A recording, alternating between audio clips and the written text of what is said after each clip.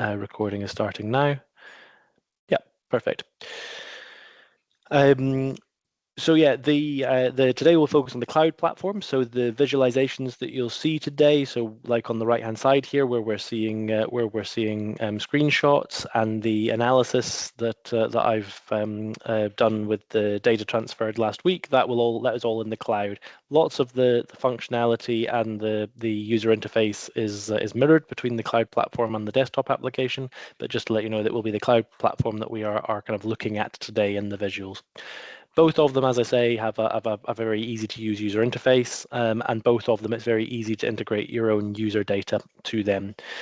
Whilst it is easy to integrate your user data, security is a very kind of key factor in both of the developments of the platforms. So for the cloud platform, there is multi-factor authentication in order to log into the platform, and each individual client has their own dedicated database where their data is held, which is encrypted at rest on Azure.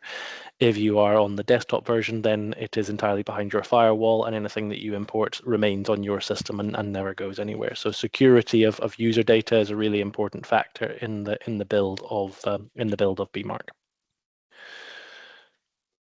Sorry, my slides are not going forwards. There we go.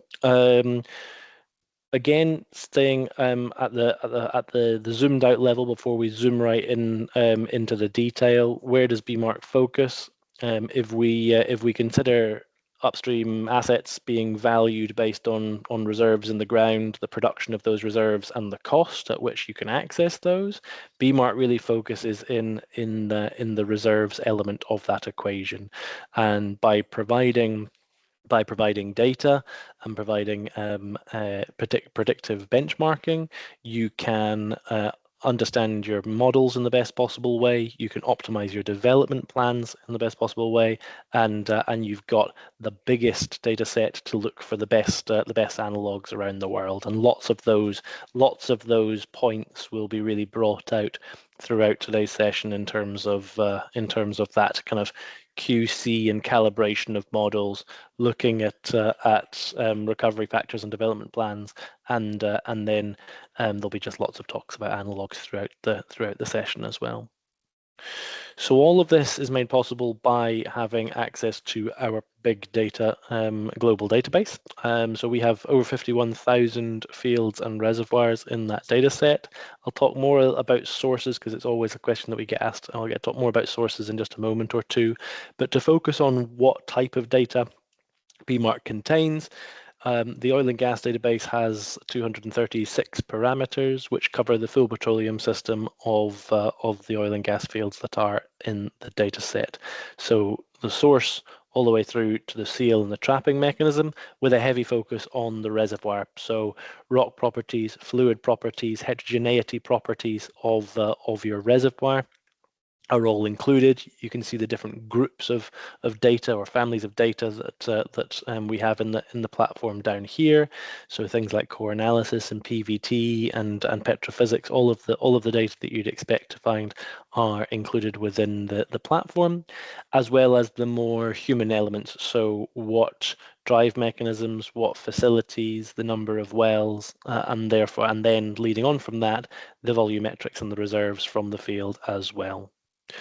We also have production data, which I'll talk about more in the next slide. And again, you can see more visualizations from bMark Cloud on the right-hand side, whether it's looking at things like porosity distributions, maybe for an exploration target in the Gulf of Suez. You want to understand the distribution of P10 to P90 of porosity, and whether your expectations match that and show that range. What we often find is that kind of users are using very narrow ranges between their P10, their P50, and their P90. And when you look at real world data, then you see that there is the wings are a lot wider, and trying to expand out that dynamic range being used is a key point in lots of our consultancy projects. You can see the map view. What we'll see, you'll see lots of the map view as part of the session today. This is color categorized. That you can see that we're looking at Egypt and the Nile Delta here. The data is color categorized by basin, and so that's why the points are all showing as different colors. And you can see individual things like individual production profiles. And speaking of production profiles, we have nearly 5,000 profiles available. We have again a global coverage covering oil and gas assets right across the world. That data set, similarly to our subsurface data set, is constantly growing, constantly evolving, and getting larger. And those data updates, another question that we often get asked is those data updates that we are constantly doing are constantly flowing into the platform. So we'll talk more about QC on the next slide, but there's a QC process that once passed, the records are flagged as ready for sending to bMark, and then every morning bMark pulls down that latest set of QC data so that the users always have the most up-to-date data in the platform. Both data sets, and in the analysis later, I've imported the data provided to us into bMark, but both static reservoir data and dynamic production data are both very easy to import into bMark using Excel templates, and then you can visualize them alongside analogs within the platform.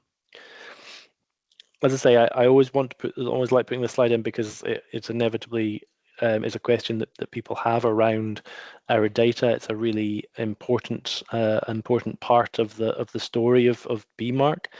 We have been collecting data for around 15 years, and throughout that time, we've had an in-house research team who are constantly adding and developing and building up those data sets.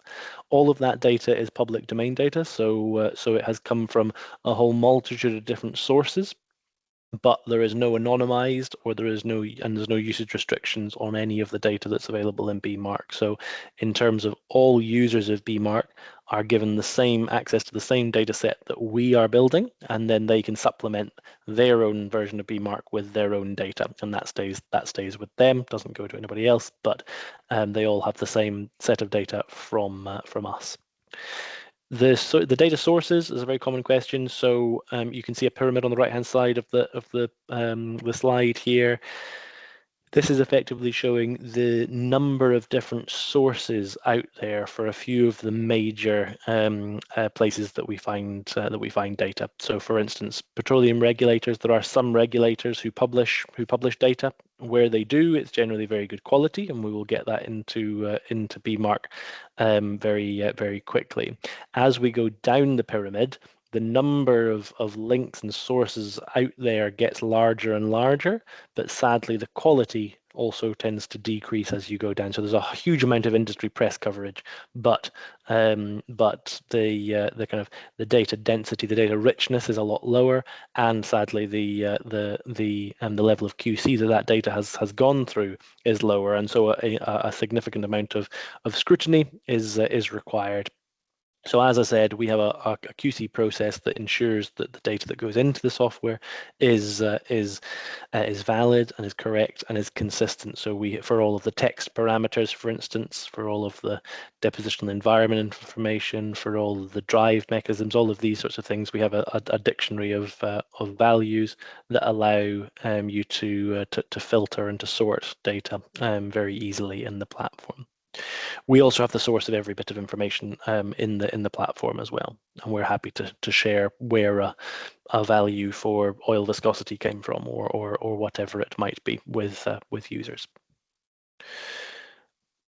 So that's really where bMark has, I guess, come from as a platform, and an introduction to the type of data that it has for oil and gas fields. why is this useful? What do we want to do with this data? So let's just start off with a very basic, again, very basic question of what is benchmarking.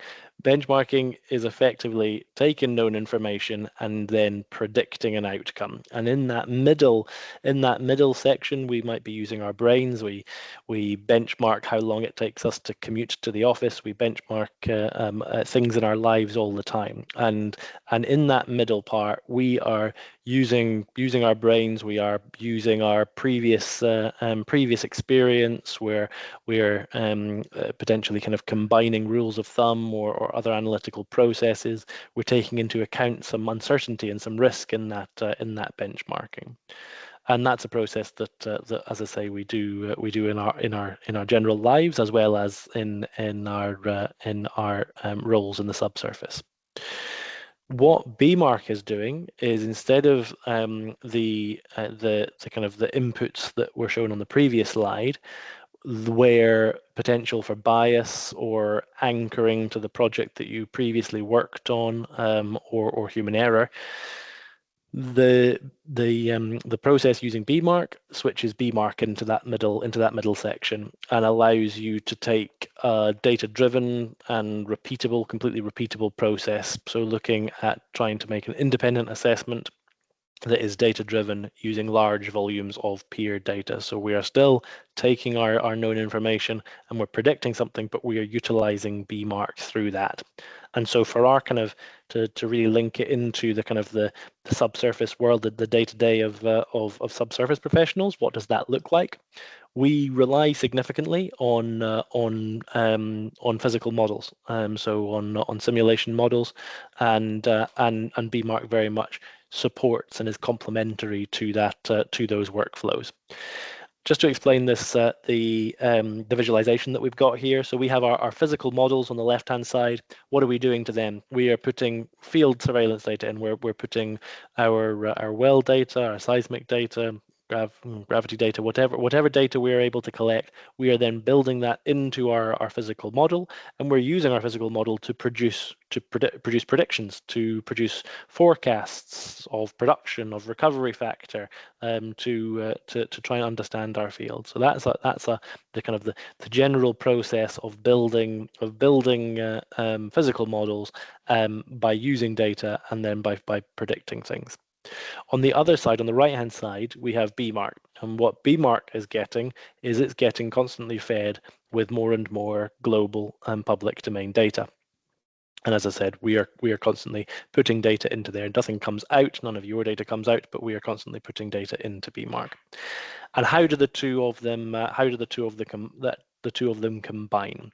So physical models are good because they kind of provide us with very strong decision support, and they honor the physical constraints of the field, but there are weaknesses there. They are very costly and time consuming to set up, and they're wholly dependent on the accuracy of those inputs, on the accuracy of that field surveillance data. And so how can bMark help with this? bMark can complement those weaknesses by providing a fast, so a very quick and therefore cheap way to compare and to understand your models, and to check the inputs and the outputs to your models. It allows you to QC and to take an understanding of trends and use a statistical approach to ensure that your models are as accurate as they possibly can be using real world data. And then they're no longer in isolation, only looking at a single field within a much larger system. We're taking into account the global context. We're trying to find the best possible analogs. We're finding fields that might be more mature than our fields elsewhere, so that we can really understand how similar fields have performed, what has been successful, what has been unsuccessful in similar fields all around the world as well. So giving that global data-driven view quickly is really where bMark comes. And so you can see that middle section here, where our inputs and our outputs of our physical models are put through bMark to ensure that they are reasonable and realistic, and then that allows us to be quality controlling the data that is in there and making our physical models the best possible models that they can be, and therefore meaning that our production and our recovery factor and all of our forecasts from those models are again the best that they possibly can be. And so how do we, what's a kind of real world example of this is using our predictive benchmarking. So we're going to have a look at the specific fields that were sent across last week on this sort of benchmarking plot in just a few minutes.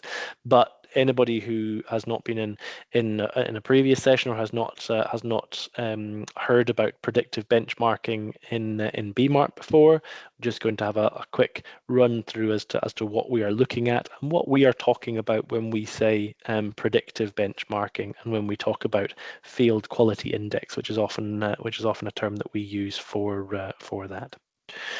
This is what we call a benchmarking plot, and we have on our two-axis, we have the x-axis, which is, as I said, what we call field quality index. This is a prediction of recovery factor based on rock properties, fluid properties, heterogeneity properties, and that sort of thing. So we are creating a function based on multiple different parameters about an asset and using that to predict a recovery factor.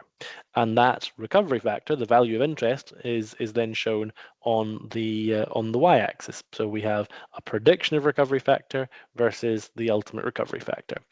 So this is effectively the operator estimate of recovery factor, and this is the bMark prediction of recovery factor.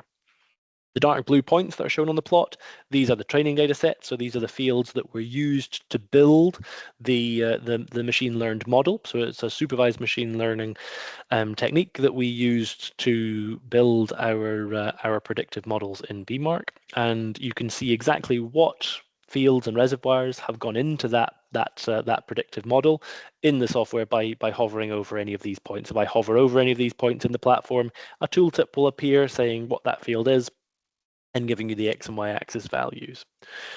All of the parameters that go into the prediction are also shown, and we'll see that in a couple of slides' time when we look at the data that was sent across last week.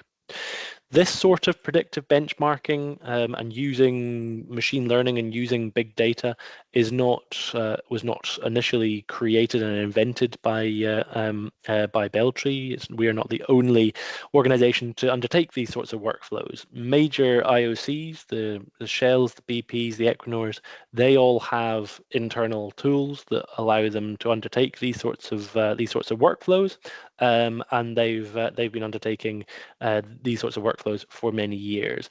The terminology might be slightly different. So BP referred to a reservoir complexity index rather than a field quality index, but it is a broadly similar approach where we're using data and we're using data science to try and predict field performance. So we have our dark blue training data points. They are from our database. So the reason that that this isn't widespread in its use case is that you need large volumes of data in order to be able to generate and build these predictive models. So these dark blue points are mature fields. They're fields late in their field life, where we understand the fields very well, and we understand the recovery factor, and we understand the inputs to field quality index. And they are used, as I say, to build the model that then allows us to look at assets. So these, and as I say, we'll have a look at the assets that were sent through in just a second. But just to kind of summarize what we would learn, what we would take from these is this could be three fields, or it could be three reservoirs within a single field, but they may sit up above the one-to-one line, outperforming our prediction up where this green point is. That's great. It's a really top-performing asset. What could we learn from that? They may sit somewhere around the one-to-one line, which is about as expected. Could we improve? Could we get it up to the blue line? The big value add is identifying where there is underperformance, and really the overall objective of the predictive benchmarking is to ensure that we are maximizing the value of assets or of our whole portfolio. And as I say, we'll have a look at effectively this same plot with the data that was transferred to us in just a couple of slides' time. So that's one of the data analytics workflows. I'll just load all of them on and then we can go through them. So we'll look at these and a couple of examples of these in just a moment, but to draw out a couple of examples. The ability to see trends and patterns is made much more easy and readily available by the volume of data that is in bMark. So you can see this this cross plot up here with the green and the blue points. That is showing two different types. The green and the blue are two different types of geological basins, so they're fields and reservoirs in two different types of geological setting. And you can see even at the macro scale trend, you can see a difference in field size from those two different types of basin. We've got area and in-place oil equivalent on the axes, and so even at the macro scale, because of the volume of data that we have in bMark, you can start to see those trends and those patterns. We've talked about kind of statistical analysis for things like porosity. I'll show an example in a minute or two using in-place oil per well, but you can also be doing things like looking at decline rates, looking at well spacing, all of those sorts of metrics in a statistical view as well, and understanding that range. And as I say, making sure that you're taking into account that uncertainty between that P10 and the P90. It's easy to import user data, and you can then edit the data in bMark as well. We've had a look at the GIS, the mapping front end before.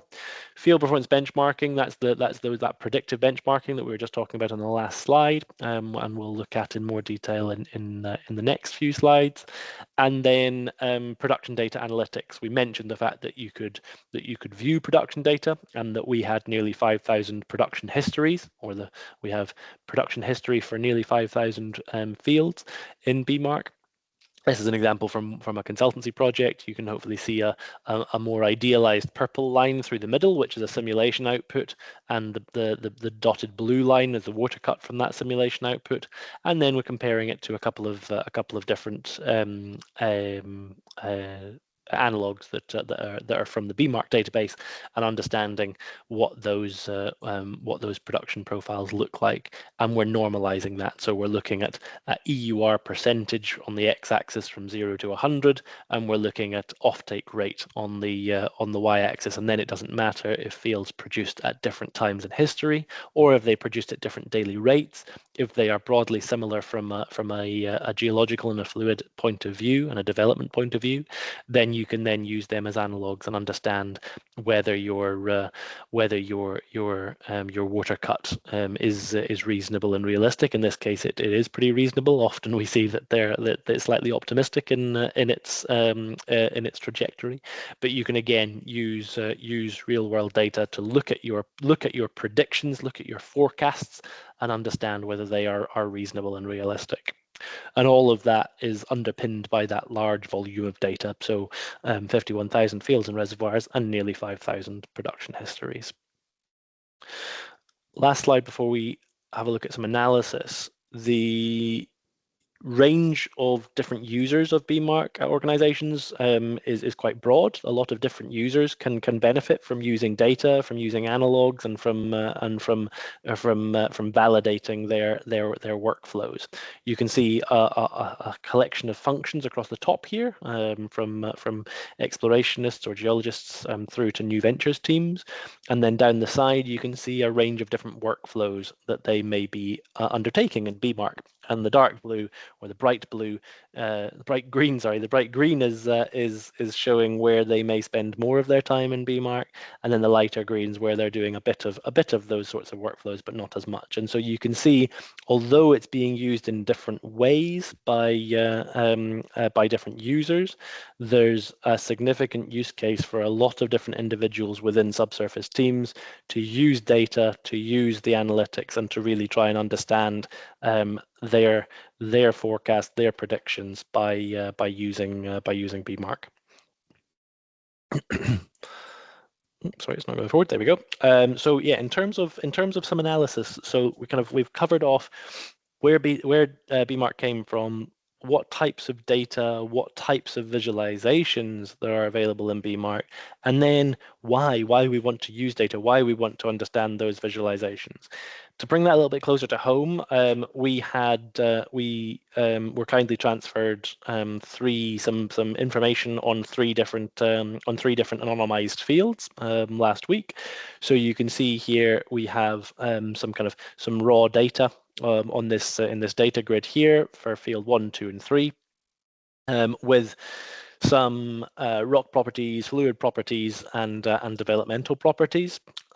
We've then kind of taken this a little bit further, whether that's things like inferring an estimated ultimate recovery and therefore a recovery factor, looking at kind of peak rates, and then looking at some EURs and some stoichs per well. And we'll have a look at a few of these different visualizations of these in the next little while. So importing this into bMark was very quick and easy, as was importing the production data. So you can see we've got our three fields in the production module of bMark as well.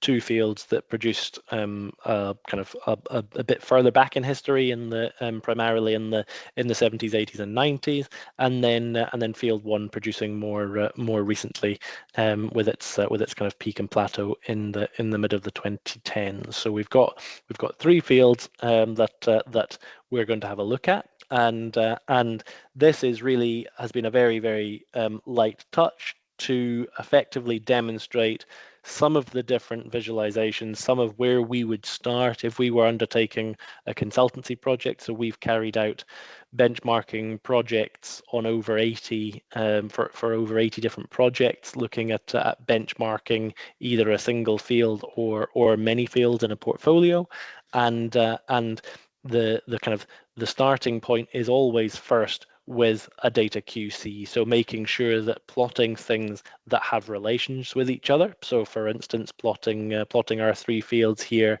looking at GOR against viscosity, and understanding and making sure that all of our data is on trend and aligned. Or if it's not on trend, that's not necessarily, doesn't mean that it's wrong, but it means that it gives us pause and enables us to QC and to check that data.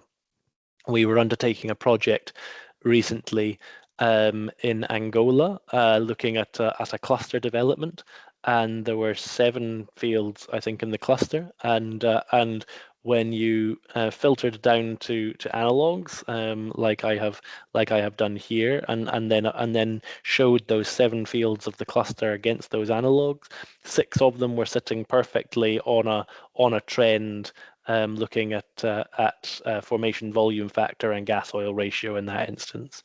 One of them was sitting way off trend, and it turned out that it was two numbers were round the wrong way in the formation volume factor.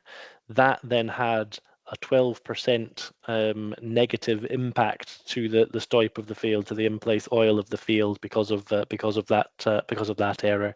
Understanding errors in our data is almost as important, or just as important, as understanding how realistic and reasonable our predictions are.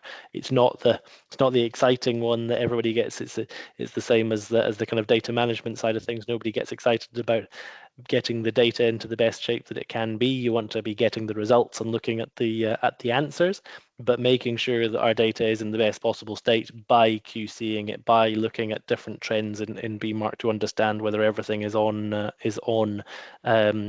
trend, or where it's not on trend. Then we have an understanding as to why that is, and what difference that might make, and what impact that might have. So QCing data and bringing in our 3 fields to look at that that data against our global trend is really important. In terms of looking more at the outputs, so looking at our recovery factor in this case, let me just chat through what we have on the screen before we talk about the kind of analysis of that. So as I said, this is bMark Cloud. This is the user interface of bMark Cloud, just to signpost a few different elements.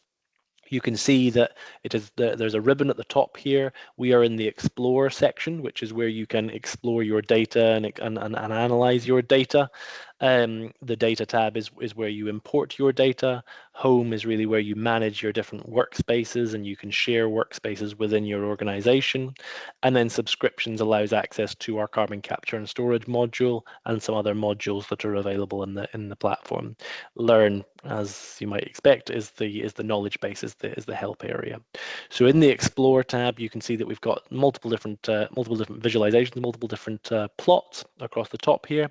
We are looking at a recovery factor benchmark. We are looking at, again, you can see it's an FQI, a recovery factor, prediction of recovery factor on the x-axis, and the ultimate recovery factor provided by the operator on the y-axis. The dark blue points are our training fields that were used to derive. This is a global secondary drive equation. So there's a couple of important ones in there. So these are fields from all around the world, because it is a global training data set, and these are all fields that have had pressure support, have all been under secondary drive. You may remember from 2 slides ago, if I just jump back to it, that the drive mechanisms for these 3 example fields are primary drives. They are not secondary drive fields. So we can, on the left-hand side here, we can pull our 3 fields through. So I imported them into bMark, and then I've added them, I've pulled them through to the benchmarking plots down here in this benchmarking inputs area. And as I said a few slides ago, not only can you see exactly what training fields were used to derive the equation, to derive the benchmark, you can also understand exactly what properties have been used, what data for the fields and reservoirs have been used to derive that benchmark as well, because they are shown in the inputs table, on the inputs table down here. So you can see permeability, initial oil saturation, oil gravity, etc.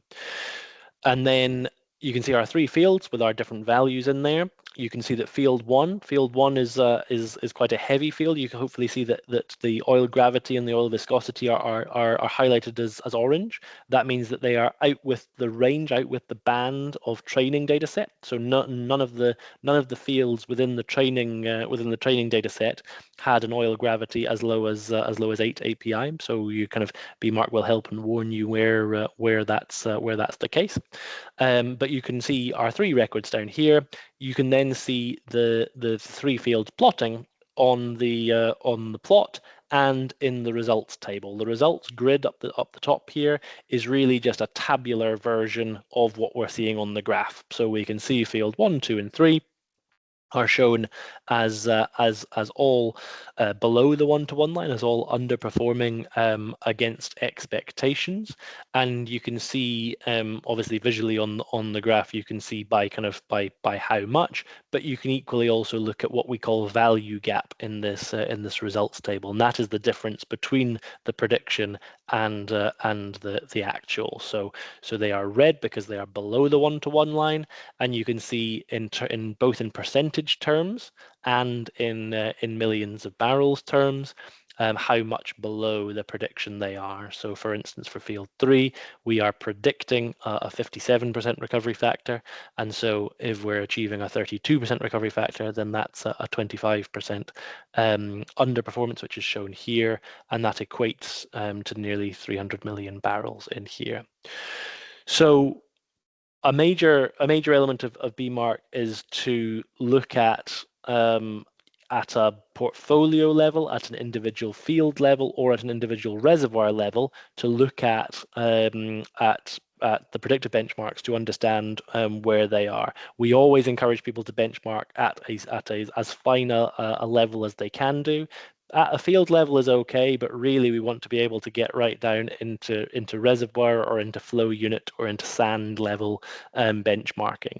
As long as you can pull out the inputs for each of the different sands that make up a field, then benchmarking it at a sands level really allows you to understand the field in the greatest detail, because you can say it might be that a bunch of the sands are performing very well, and that's pulling the average for the field up. But actually, there's a collection of sands that are showing the potential for an increase, which are underperforming and showing good potential. So benchmarking at a subfield level is always what we would recommend.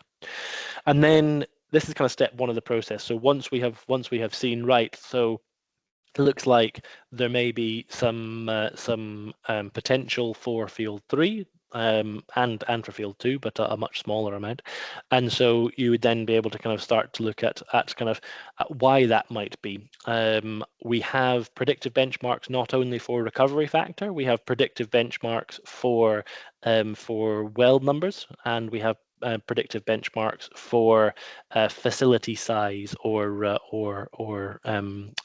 oil, liquid, and gas rate from fields as well. For fields that were under primary drive, one of the major things that we would first check would be things like the facility size or the rate predictive benchmark, to understand whether it's much below, or the total wells to see whether it's significantly under drilled. So you can use the predictive benchmarking to start to understand why your results might be as such in the recovery factor benchmark. I've not done that as part of this analysis. There's a few more different data points that are required in order to look at the number of wells and the peak rates in terms of the different inputs, because these inputs change. The benchmarking inputs change every single time that you choose a different model. Then those inputs change. What is important for predicting recovery factor isn't as necessarily as important when looking at well numbers, or vice versa. So if your area might come into a number of wells, for instance, whereas it might not come into a recovery factor. Just whilst we're talking about that, we don't specify, we don't go in with a set plan as to the parameters that we're going to include in a benchmark. That supervised machine learning process goes through finding the best possible predictors of recovery factor, or whatever it is that you're trying to predict, and then the supervised element is that we are making sure that those values, the parameters that are being used, are reasonable. So for instance, if it was saying that viscosity was a good predictor, and that if viscosity increased, then recovery factor would increase too, then we would immediately say, well, that doesn't make sense from a fluid and a development perspective. There must be something going wrong with the data, and so we would go and interrogate that. So that's why it's a supervised process rather than an unsupervised machine learning process. So let's focus down more into kind of field 3. So I've said that you can use predictive benchmarking in terms of well numbers or facility size. You could also be looking at things like distributions. So we talked lots about this already in terms of porosity distributions, residual oil saturations, decline rate distributions, to understand what you might look at. What I've done here, again, this is you'll see that we're still in the explore area. I've just moved into a different tab here, and I've applied a few different filters. Effectively, we didn't have the geological information and background about the assets, but using effectively the filters to ignore or to exclude very small fields that are limited by what STOIP per well they can have, just because they have low STOIPs, and then looking at kind of medium permeability fields of a range of 100 to 400 to choose, because that was really matching where we were with these fields, and then understanding what that distribution looks like, and then understanding where you're at on that. As I say, you can take that a lot further by increasing the kind of filtering to include more geological parameters, so depositional environment, depositional architecture. You could look at different. Well, we weren't sure whether these fields were onshore or offshore, so that's another important element from a wells perspective. That shouldn't necessarily, or we don't take that into account when looking at things like recovery factor. But for wells, when anything that's economics, then we do have then onshore offshore makes a big difference. So you could further build down that analog set to really understand that distribution and then understand where your data sits within that. So you can see in terms of field 1, 2, and 3 here. Field 3 is sitting at the kind of the less drilled end. It's not by any means unreasonable, but if you look at the kind of the cumulative side, you're up at the kind of P70 or so mark, as to where P3, the field 3, sorry, is there. And so from that kind of quick look comparison of those 3 fields, then you can use bMark. Again, this is just a little screenshot of the map area bMark showing the data sets in the map view, because we didn't have a look at the map view in bMark Live. The blue points, just to show what we're looking at, the blue points are the oil and gas fields and reservoirs. The red are pipelines and infrastructure. The green are CO2 emission sites, and then the orange and the grey are license blocks. And we'll talk more about those other data sets in a few moments. But so comparing the three fields, there were a couple of older fields and one newer one. None of the fields were pressure supported, and they were all on the low side, only slightly in the case of 1 and 2, but more significantly in the case of field 3. So potentially a kind of a more modern water flood may have been able to kind of find that additional uptick in reserves, which bMark suggests could be up to kind of 295 million barrels to bring that towards our prediction.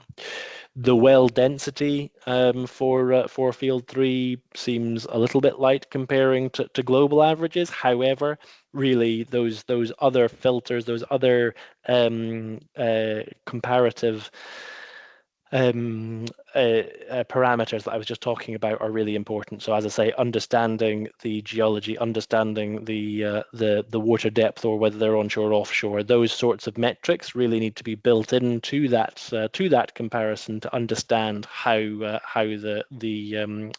kind of well density, both from a well per volume, but also a well spacing perspective, and all of those properties are in bMark. And if you have that data for the fields of interest, then you can import that into bMark. You can filter down, and then you can show you can look at exactly how your fields compare with that global trend. I'm just letting Amanda in there. So yes, you can really dive down into the detail of applying different filters down to similar geology, similar development types, and understanding your fields. Also looking at things like offtake rates, decline rates, because field 3 did significantly drop. We were wondering whether it was potentially a fractured field, because we did have a significant drop down in rate very quickly. I'll stop for a question. Sorry again to interrupt, Andrew. No, that's fine. Trying to go deeper into the comparison. Is there any way to plot the time that the wells were completed in each of the fields you're making the benchmark? So in terms of time, we don't, when we're kind of looking at wells, we don't tend to look at the kind of well schedule in terms of when they were built up. We tend to look more at well numbers. So whether that's wells per area, wells per in place oil, wells per recoverable oil, those sorts of kind of metrics. And then in the well number predictive benchmarks, that's just kind of looking at a prediction of the total number of wells that we would expect to see in a field. It doesn't so much look at the kind of schedule and the timeline for when those wells were drilled, if that's what you were meaning. Okay, good, thank you. And just to not interrupt this a second time, Mm-hmm. is there any way to compare artificial lift systems?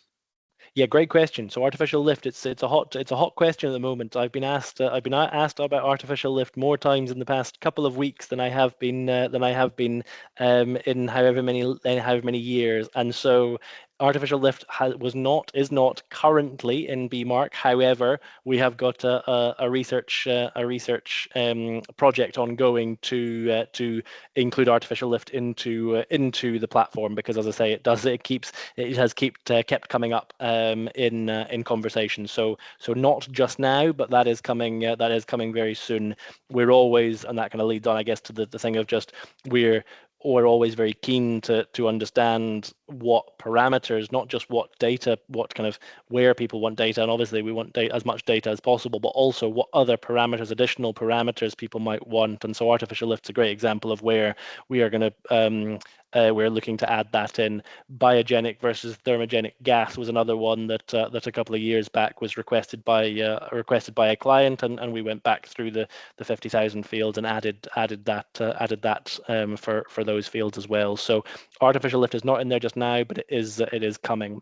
Just one last point on the wells, which, just to go back to the previous question, whilst we don't have in the oil and gas fields database, we don't have anything on kind of well scheduling. In the production database, in the time-based data, where possible for several countries around the world, we do have how wells were wells against time, effectively, so how fields were drilled up. So you can see an initial ramp up and then an infill drilling campaign and that sort of thing. So you can do it on the production side, but not on the not in the kind of the plotting side that we've been looking at here.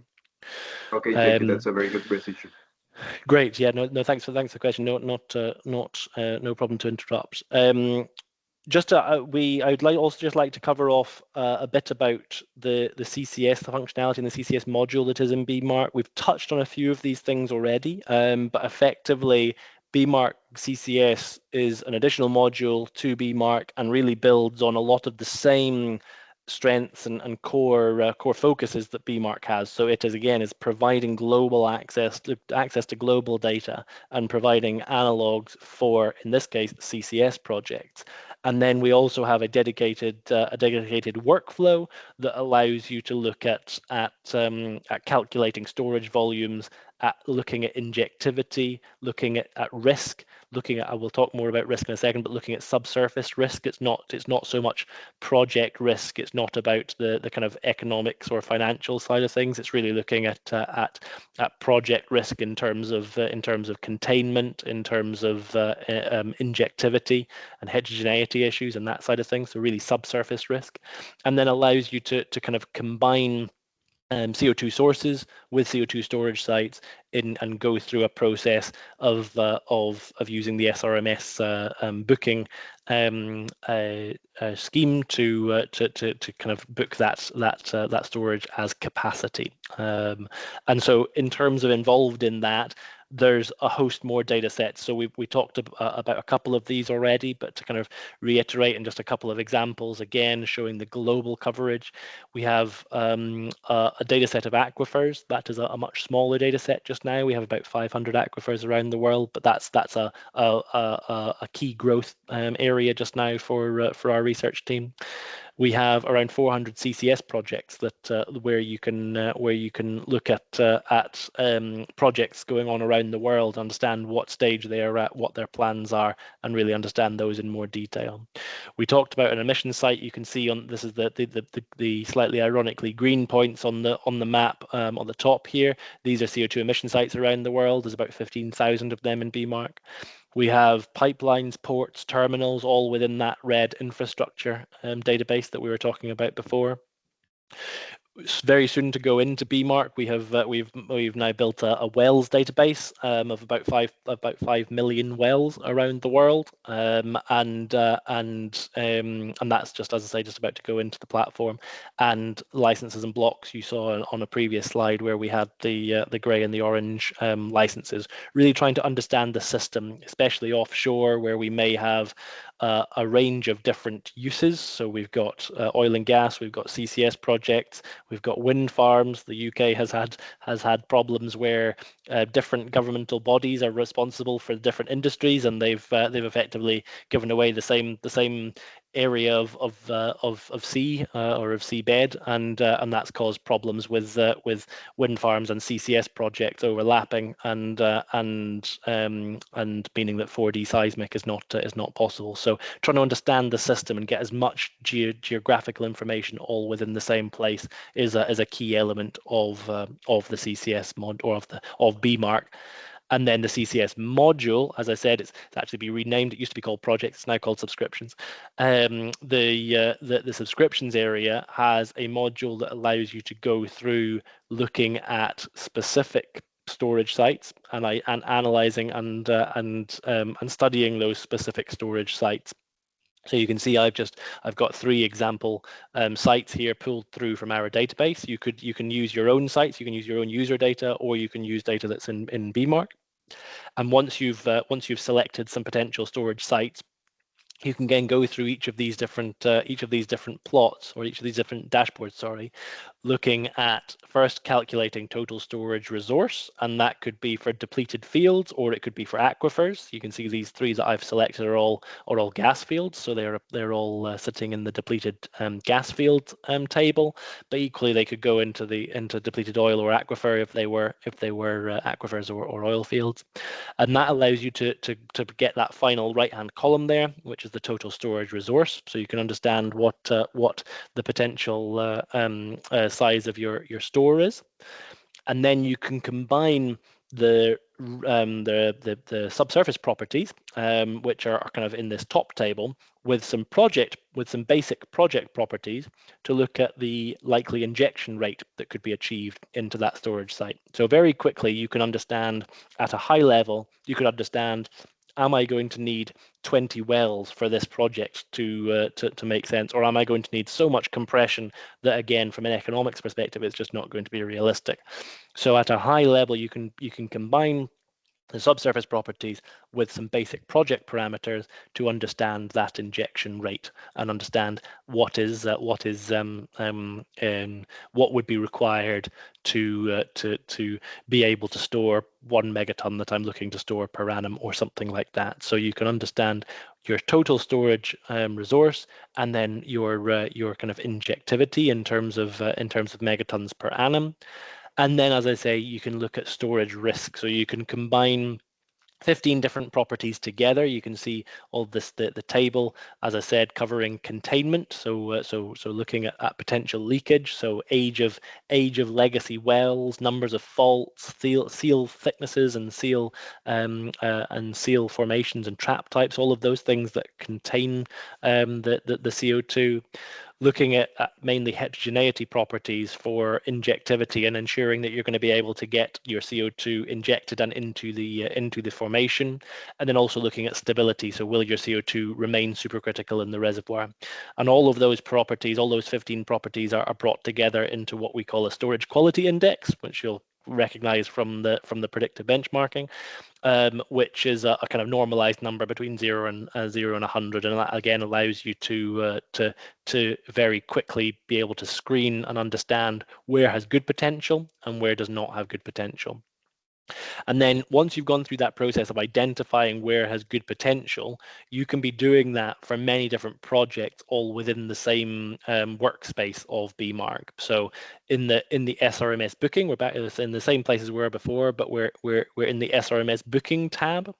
And that allows you to, for as many projects, I've got 2 example projects here, but you can have a portfolio of different CCS projects, and for each of those, you can maintain a kind of description of the project and all of the criteria required to meet the SRMS classification scheme. So you can see this is all just example data, but my project 2 that I have selected here, I've gone through noting down all of my justification for why it meets the discovery test criteria, and then you can move through the commerciality test and then finally to the resources categorization to get that capacity booked in under SRMS as well. So the CCS module is really kind of twofold. There's one, the data and the kind of the expansion of the explore area that we were looking at earlier, and all of the cross plots and the histograms you can be doing to CCS data, to CO2 emissions data. All of those data sets you can be exploring. And then equally in the subscriptions area, you can be screening potential for CO2 through that kind of workflow that we just looked at through there as well. That is all the slides I've got. I'm aware that we've covered quite a lot in that session. I'm really keen to get any thoughts, any comments, any questions. Very happy to go into anything in more detail. And so I'll open up the floor to any input from anybody. Hi, Talia, on you go. Thank you very much, Andrew, for the presentation. Now we have a clearer view about what we could do with the software. We like it, and I think that it could be useful for analysis. I just have a question. Is there a way that we could check inside the platform about the techniques used for field exploitation, about what techniques each company use on the fields? Yep. So in terms of kind of that human element of the database, we cover information on the facilities. So for instance, we see clear differences in kind of field performance when you look at subsea developments versus platform developments. So we have a facilities a parameter that you can look at. We also have drive mechanisms. So we spoke about the fact that the fields used in that predictive benchmark were under secondary drive. We have primary, secondary, and tertiary drive mechanisms across a host of fields as well. So you can there's a separate column specifically for tertiary, for EOR, but primary and secondary drives you can be filtering on, so that you can be looking only at primary drive. For instance, you could be color categorizing. So when we were coloring the data based on basin earlier, you could be doing that based on drive mechanism, and sometimes you can kind of clearly see that the more underperforming ones are under primary drive, whereas then secondary and tertiary drive are above that. You can also be kind of looking at different trends, so you can say what is the roughly what is the uplift from different types of drive mechanism that you see when you're comparing different trend lines in bMark. So all of those kind of developmental characteristics are also are in there, as well as the kind of what we call production metrics, the things that kind of describe the production profile. So things like understanding the kind of the peak offtake rate that a field has achieved, and then looking at decline rate alongside that. Because effectively, if you look at a cross plot of those two, the harder fields are pulled early on, the faster that they then decline, and the less that they spend at plateau. So there's a whole host of what has been done, what operators have done to a field. There's a whole host of data in bMark to support those workflows all the way through, from kind of facilities through to that kind of production metric side of things. Another question, Luis Enrique. Yes, Andrew, sorry, I think I have several questions for you. That's okay. It's a very interesting platform you guys have. Going deeper into the Talia's question, if on the other hand we were trying to benchmark or to select a recovery process which will be the best recovery process for one of our fields. Is there any way to make an exercise, a session for that? Yeah. So there are ways, and I guess when it gets into the kind of very technical questions, it would be good to get our projects team involved in it, because they have probably carried out these workflows, and we're always very keen to share what we do in projects with users of bMark, so that they can do the same sorts of analysis for themselves. Where you're looking at kind of at different, or where I know that we have looked at different types of drive mechanisms, have more been where you're comparing either where you use the predictive benchmark and we can group different reservoirs in a field based on their drive mechanism to understand clearly how potentially some fields have been water flooded, some fields are under solution gas drive, for instance. We've kind of seen clearly in projects previously where they give a very different result in the benchmark, and you can quantify that because you can use those value gaps within the predictive benchmarking to really quantify what the prediction if they were under secondary drive would be, for instance. So I know that we've undertaken those sorts of studies before. Similarly, I mentioned the kind of the EOR drive mechanisms, not using the predictive benchmarks, because we don't have a predictive benchmark that is specifically using EOR fields as its training data set, but you can, in the explore area, see, as I said, those trend line differences, even when just simply looking at things like mobility versus recovery factor, and then putting on different filters or categorization based on a primary, and then based on a secondary, and based on a tertiary, and you can kind of see the 4 different mobilities. You can see what the kind of uplift, or the average uplift, or a potential uplift could be between those different drive mechanisms. And you don't have to stick to only kind of primary, tertiary, or primary, secondary, or tertiary. You can go into individual types of water injection, gas injection, polymer, steam, all of the different drive mechanisms that we have in the platform. And then, as I say, with something simple like a recovery factor versus mobility plot, you can see the difference in the trend lines and actually quantify that's averagely achieving a 7% recovery factor uplift and those sorts of things. So that's how we have done it as in terms of projects, and how we've kind of advised users of bMark to undertake those sorts of workflows. But it's absolutely something that can be done in bMark, and we very much support the kind of subscribers along the way to do that themselves. Okay, please just let me thank you for the answer. Please just let me ask another couple of questions. And this one is for Talia. Talia, I think it will be very helpful and useful for us if we could have the opportunity to test the platforms on our own. I mean, to have a restricted credentials access to test and make analysis on our own, and have our own conclusions. And that's for Talia. And for you, and thank you again, very much again, for your answers, Andrew. You might have been involved in recovery factor discussions. For example, regulators and often certification companies make these questions, and it's a very good one.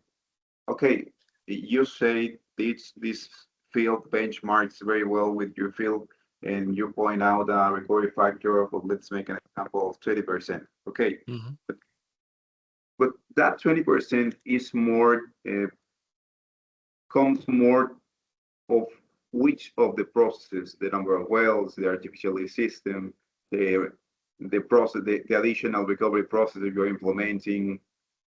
How bMark have in the past helped your clients to solve this question? Yeah, it's a great question, and it's an important point. You're not you're not just doing the predictive benchmarking, getting a result, and then that's job done. That's step one. As you quite rightly say, the more important step in reality is then working out and analyzing the results that you get from that predictive benchmark. So say we are underperforming by 20%, we have to then try and understand where that underperformance is coming from, exactly as you say, looking at things like the number of wells and whether that's using our predictive benchmarking or whether that's just using things like STOIP or EUR per well numbers, but really filtering down to an analogous data set to understand whether your drilling density is reasonable, whether that's areas as well can be used, well spacing can be used there as well. And so on using things like understanding the well density and the well spacing, understanding your average profile. So I kind of talked about the fact that we have our peak oil, peak liquid, and peak gas benchmarks, but often where a field may reach a peak for a very short amount of time, but then actually when you look at the average and you realize that the kind of the field never sat on plateau, which specifically for field 3, that it seems like it declined away very quickly in that example. It spiked up again and then declined very quickly, which was what made us here think that it may be a fractured field. But looking at those sorts of metrics allow you to then understand the results of the benchmarking. There is the benchmarking is or step one is getting your data into the best form that it can be so that you can get good results from the benchmarking. But then the benchmarking is then a kind of a lead into working out why that underperformance is there, and that's absolutely something that bMark users do and that we do as the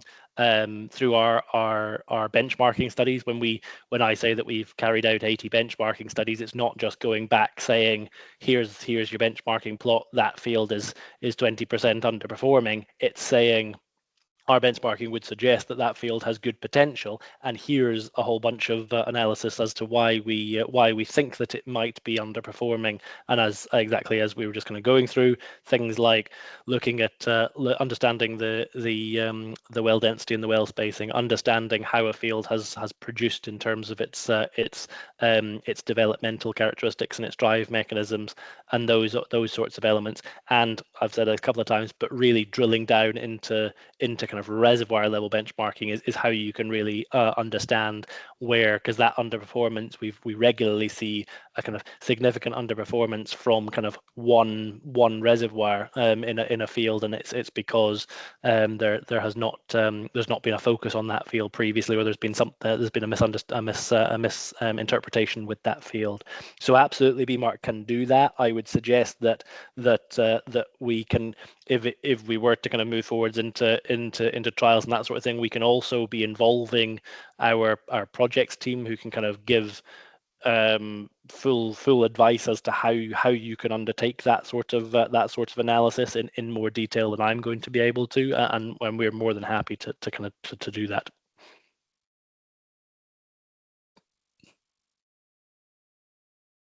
Thank you, Andrew. Yes, I will look forward to have that session, that trial. That will be very good and useful for us.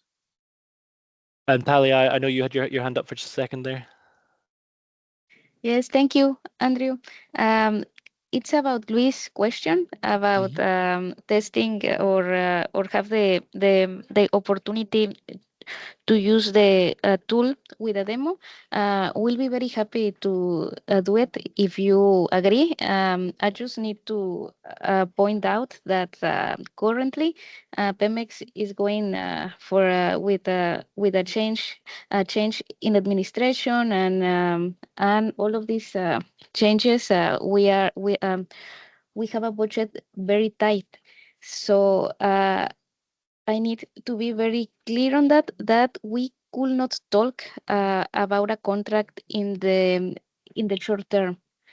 Yeah. So well, we're very keen to kind of work collaboratively and try and kind of work out how we can make things work and how we can kind of support you in terms of trials. That it is something that that we can offer and that we can look at in terms of. I kind of there's not a demo or a restricted version of bMark. People who trial bMark will get the kind of full version of the platform, and we will look to support people as much as possible. We tend to do fairly short-term trials because we tend to find that focuses people's minds on utilizing the platform. Whereas if people have it for a longer time, ironically, you tend to get less value because you end up having 100 other things to do and not focusing on it. So I think it's absolutely something that I think we should finish. And Grant is unwell today, so he's not on the call today. But it's something that I think we would be very keen to kind of discuss as the taking as a whole. So taking the kind of budgetary constraints that you guys have, taking the enthusiasm for accessing bMark and for trialing bMark all together and making a forward plan is something that we'd be very keen to kind of to do and to continue that conversation. As I say, Grant's unfortunately ill today, but I think when he comes back in, then I think that conversation is something that we'd be very open to having.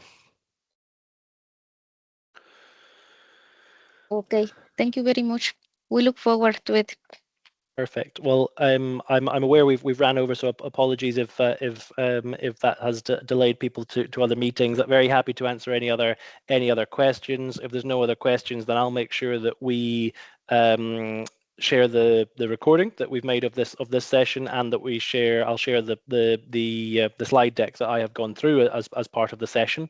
But if there are no other questions for just now, then I'd just like to say thank you again to everybody for your time and all the questions. It's really great to have an engaged session with lots of discussion. And yeah, I really look forward to speaking with you all again sometime soon. Thank you, Andrew. Thank you, Annabelle. Have a great day. Yes, have a great day. Have a good one, everybody. See you. Thank you. Bye-bye. See you. Bye.